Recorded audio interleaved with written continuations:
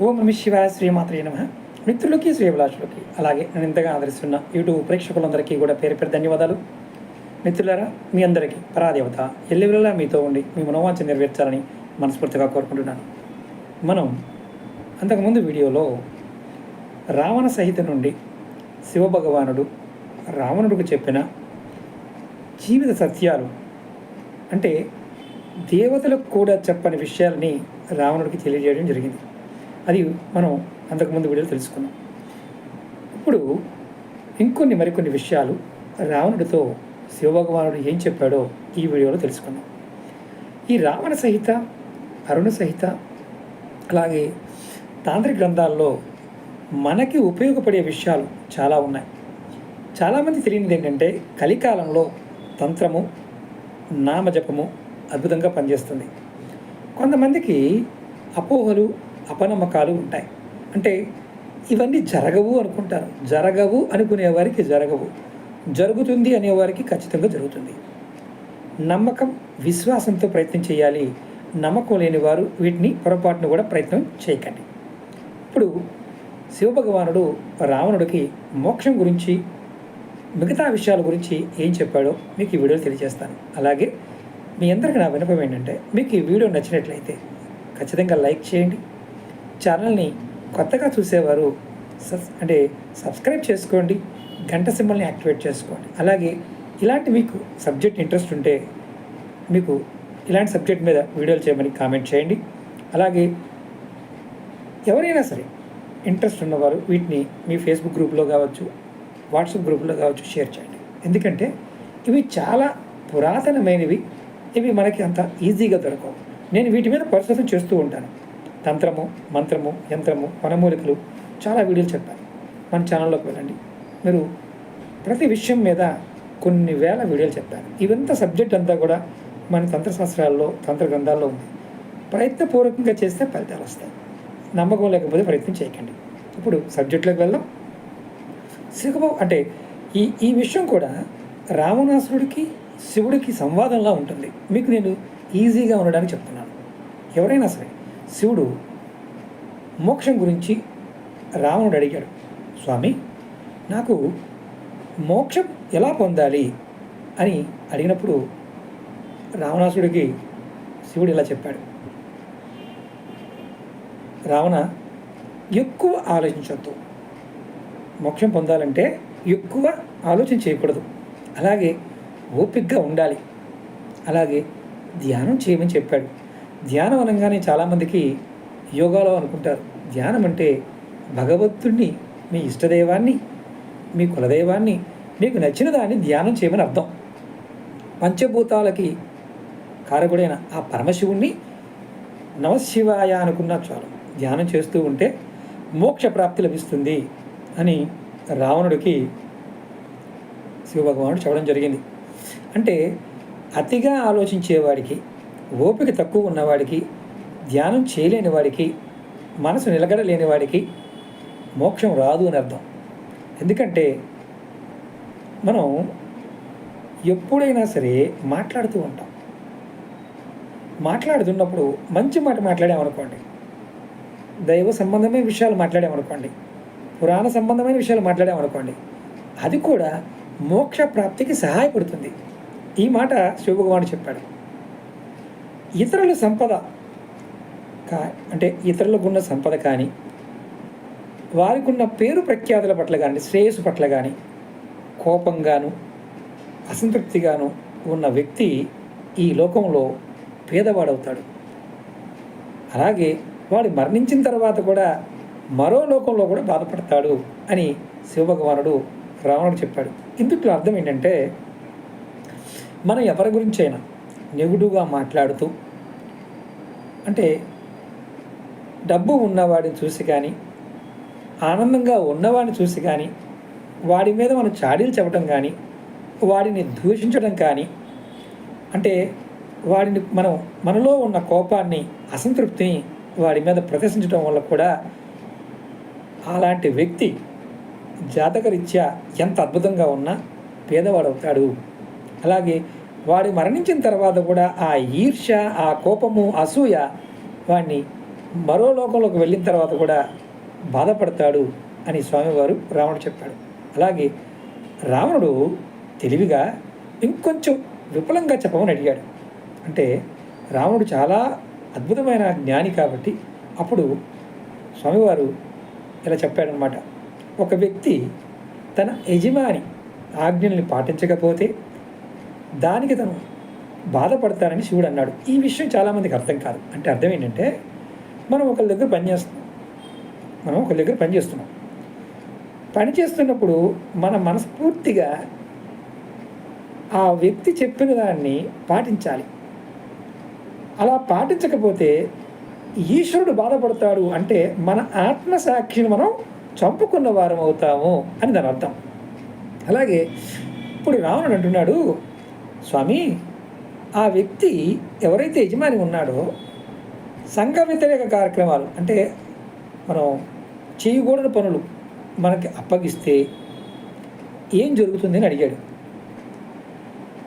అప్పుడు శివభగవానుడు ఏమన్నాడంటే, ఆ ఎవరైతే వ్యక్తి ఆ చేయకూడని పని చేయమని చెప్పాడు కదా, తను ఆదేశాలు ఇచ్చే వరకు ఆ పనిని తన శక్తి మేరకు పూర్తి చేయడానికి ప్రయత్నించాలి అని శివుడు బదిలిచ్చాడు. ఇక్కడ వాడు తప్పుడు పని అప్పచెప్తే మరి తప్పు పని చేయాలా అని రావణాసుడు అడిగితే, నువ్వు వాడి దగ్గర ఉద్యోగం చేస్తున్నావు, వాడు నీకు అదే పని నీకు ఉద్యోగం కింద ఇచ్చాడు, తప్పుడు పని నీకు ఉద్యోగం కింద ఇచ్చాడు, నువ్వు అది తప్పించి వేరే పని చేయడానికి అవకాశం లేదు, కానీ అది నీకు వల్ల కాదు, చేయలేవు, కానీ ఆ తప్పుడు పని నువ్వు ఖచ్చితంగా డబ్బులు తీసుకుంటున్నావు కాబట్టి ప్రయత్నం చేయాల్సిన పరిస్థితి ఉంటుందని బదులిచ్చాడు స్వామివారు. అప్పుడు రావణుడు అడిగాడు, మరి ఇది తప్పు కదా, ఆ తప్పు పని చేయడం వల్ల ఆ పనిలో విఫలమైతే మరి ఏం చేయాలి, అది తను చేయలేకపోతే ఏం చేయాలి? అప్పుడు స్వామివారు చెప్పిన మాట ఏంటంటే, ఆ వ్యక్తి ఎవరైతే చేశాడో తన తప్పుని దేవుడికి చెప్పి క్షమాపణ కోరుకోవాలి అని శివుడు వదిలించాడు. ఇక్కడ అర్థం ఏంటంటే, మనం మన వృత్తిలో ఉన్నప్పుడు కొన్ని తప్పుడు పనులు చేస్తాం. అది మన పైన అధికారుల వల్ల కావచ్చు, మనకున్న పరిస్థితుల వల్ల కావచ్చు, తప్పు చేస్తాం. ఈ తప్పు చేసి మనం కవర్ చేసుకొని ట్రై చేస్తాం. అది తప్పు అని మనం దేవుడి దగ్గర క్షమాపణ చెప్పాలి అని శివుడు చెప్పాడు. అంటే అర్థం ఏంటంటే, మనం దేవుడికి చెప్పుకోగలిగితే ఖచ్చితంగా ఫలితం అనేది పొందుతాం. అలాగే ఇంకొక గొప్ప విషయం చెప్పాడు స్వామివారు. ఎవరైనా కుటుంబం కానీ వ్యక్తులు కానీ ఎవరైనా సరే మతపరమైన తీర్థయాత్రలకు బయలుదేరితే మధ్యలో ఇతరులు ఆతిథ్యాన్ని ఆస్వాదించడానికి అతను ఎవరైతే కుటుంబం ఉంటుందో, ఆ మధ్యలో మా అన్నగారి ఇల్లు ఉందండి, మా చుట్టాల ఇల్లు ఉందండి, మా స్నేహితుల ఇల్లు ఉందండి, అక్కడికి వెళ్ళి భోజనం చేసి మనం దేవుడి దర్శనానికి వెళ్దాం అని ఆలోచన చేయకూడదు. ఆతిథ్యాన్ని ఆస్వాదించడానికి మార్గంలో ఆగకూడదు. నువ్వు దైవ దర్శనానికి వెళ్తున్నావు, తీర్థయాత్రకి వెళ్తున్నావు అంటే తీర్థయాత్రకి వెళ్ళాల్సిందే, అంతేకాని మధ్యలో భోజనం చేద్దాము అంటే ఆతిథ్యం అంటే ఎవరన్నా కూర్చుని భోజనం చేద్దామని కదా, దర్శనం చేసుకోవడానికి వెళ్తే ఆగకుండా దర్శనానికి వెళ్ళాలి అని అర్థం. చాలామంది అలా చేరు. మరి ఇంకొక మాట కూడా స్వామివారు చెప్పారు, ఏడుస్తున్న బిడ్డ అంటే ఎవరైనా సరే పిల్లలు ఏడుస్తున్నారు అనుకోండి, ఏడుస్తున్నప్పుడు తల్లి కానీ తండ్రి కానీ కొట్టకూడదు, వాళ్ళని బాధ పెట్టకూడదు. కొంతమంది ఏడ్చే పిల్లని ఎందుకు ఏడుస్తుందో లాగి కొడతారు, అలా కొట్టకూడదని సాక్షాత్తు శివభగవానుడు చెప్పాడు. ఇది కొంచెం మనందరికీ ఆశ్చర్యంగా అనిపించవచ్చు. శాస్త్రంలో ఇవన్నీ ఉన్నాయి, ఇలాంటి విషయాలు చాలా ఉన్నాయి. ఎందుకంటే ఏడ్చేవాడిని కొట్టకూడదు పిల్లల్ని అని చెప్పటం. అలాగే మన దగ్గర పనిచేసేవారికి, మన దగ్గర కూలి పని చేసేవారికి అంటే సేవకుడుగా ఉన్నవారికి జీతం అనేది అంటే ఖచ్చితంగా వాడిని ఇబ్బంది పెట్టకుండా వాడికి జీతం ఇవ్వాలి అని చెప్పాడు. అంటే దీన్ని మీకు అర్థమయ్యే భాష చెప్తున్నాను. వాడికి కావాల్సిన దాన్ని ఇవ్వాలి అంటే మనం ఇప్పుడు జీతమే కదా ఇచ్చేది అని స్వామివారు చెప్పడం జరిగింది. ఇక్కడ ఇది రావణుడు పేరుతో శివభగవానుడు మనకి ఈ విషయాలన్నీ తెలియచేస్తున్నాడని మన అర్థం. అలాగే ఇప్పుడు ఇది కొంచెం మనకి కొద్దిగా ఇబ్బందికరమైన విషయం. పెళ్ళి అంటే రెండో పెళ్ళి, పునర్వివాహం. శివుడిని రావణుడు అడిగాడు. అప్పుడు స్వామివారు చెప్పారు, వితంతువు మళ్ళీ పెళ్లి చేసుకుంటే తనకి ఈ లోకంలో ఆనందము, సంపద, సంతానము ఉండవని అంటాడు. అంటే అర్థం ఏంటంటే, ఇప్పుడు పెళ్ళయింది, పిల్లలు పుట్టారు, భర్త చనిపోయారు, లేకపోతే వదిలేశారు, సంతానం ఉంది. తనకి రెండో పెళ్లి చేసుకోవడం వల్ల లోకంలో ఆనందము, సంపద, సంతానము ఇవి కలగవు, అంత ఆనందంగా ఉండలేరు అని స్వామివారు చెప్పడం. ఇక్కడ కొంచెం మనం ఈ కాలానికి అనుభవించుకున్నప్పుడు ఏంటంటే, ఇది కలికాలం కాబట్టి, ఇది ఎప్పుడూ రావణాసుడి కాలంలో ఉన్న విషయం కాబట్టి స్వామివారు ఆ విధంగా అప్పుడు ఉన్న సందర్భాన్ని బట్టి చెప్పారని మనం అర్థం చేసుకోవాలి. అలాగే ఇక్కడ ఇంకొక విషయం కూడా చెప్పారు. పిల్లలు లేని వ్యక్తి మళ్ళీ పెళ్లి చేసుకుంటే అతని, అంటే పిల్లలు లేకుండా ఉన్న వ్యక్తి మళ్ళీ పెళ్లి చేసుకుంటే అతని తప్పు లేదని రావణుడు సమాధానం ఇస్తాడు. అంటే మరి నాకు పిల్లలు లేరు కాబట్టి నేను ఇంకొక పెళ్లి చేసుకుంటాను, అప్పుడు తప్పు కాదు కదా అని రావణాసుడు అడిగినప్పుడు, కానీ అతనికి మొదటి వివాహం ఉన్నప్పుడు ఒకవేళ సంతానం ఉంటే అతను మళ్ళీ పెళ్లి చేసుకోకూడదు.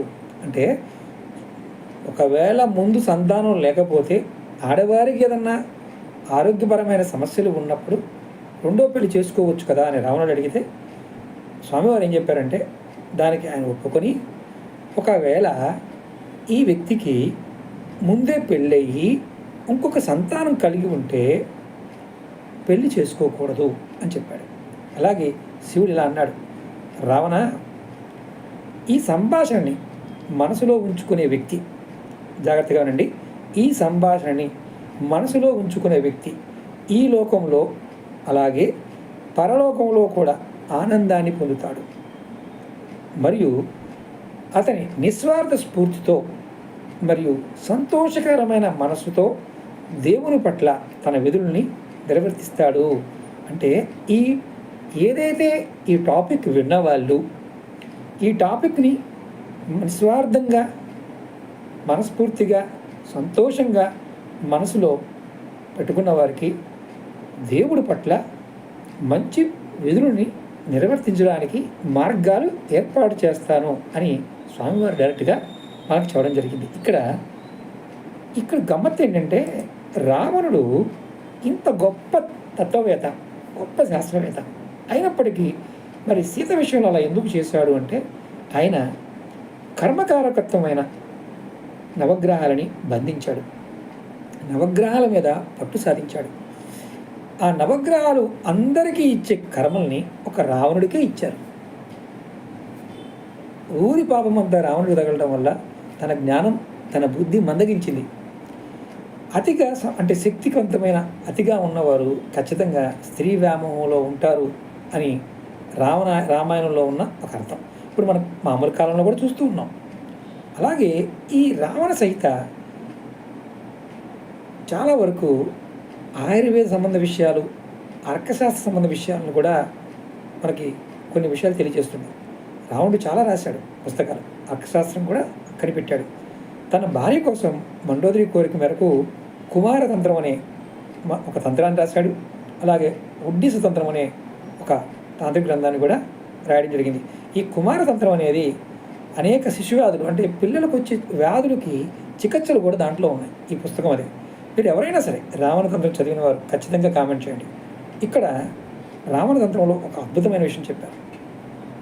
అంటే ఇందులో ఈ పుస్తకాల్లోనే ఒక అద్భుతమైన ఒక వర్ణన ఉంది. ఎవరైతే గొడ్డు మాంసం తినడం వల్ల మానవులకి 98 కొత్త వ్యాధులు సంక్రమిస్తాయి అని రాశాడు రావణుడు. ఎవరైతే బీఫ్ తింటారో వారికి 98 కొత్త రకాల వ్యాధులు సంక్రమిస్తాయి అని రాశాడు. అంటే అర్థం ఏంటంటే, భవిష్యత్తులో మనకి కొన్ని తాంత్రిక గ్రంథాల్లో మనకి మాంసంలో గొడ్డు మాంసం అంటే బీఫ్ తినే వాళ్ళకి ఎవరికైతే ఉంటారో వారికి కొన్ని జాంబీస్ సంబంధించిన వ్యాధులు వస్తాయని సైన్స్ చెప్తుంది. అది మనకి ఈ ప్రెడిక్షన్స్లో కూడా చాలా పుస్తకాల్లో ఇవి రాయడం జరిగింది. ఇది రావణుడు కూడా చెప్పడం జరిగింది. కాబట్టి ఎవరైనా ఈ మాంసం తినేవారు, గొడ్డు మాంసం తినేవారు ఎవరైతే ఉన్నారో వారు తినడం తగ్గించండి, అంటే తినడం ఆపలేరు కాబట్టి తినడం తగ్గించండి అని నా విన్నపం. అలాగే మీకు మరిన్ని విషయాలు, రావణ సహిత విషయాలు, మీకు తాంత్రిక ఉపాయాలు తెలియచేస్తాను. అలాగే మీకు ఈ వీడియో నచ్చినట్లయితే లైక్ చేయండి, ఛానల్ని సబ్స్క్రైబ్ చేసుకోండి. పక్కనే ఉన్న గంట సింబల్ యాక్టివేట్ చేసుకొని 10 మంది మిత్రులకి ఈ వీడియోని షేర్ చేయండి. ఓం నమః శివాయ. శ్రీమాత్రే నమః.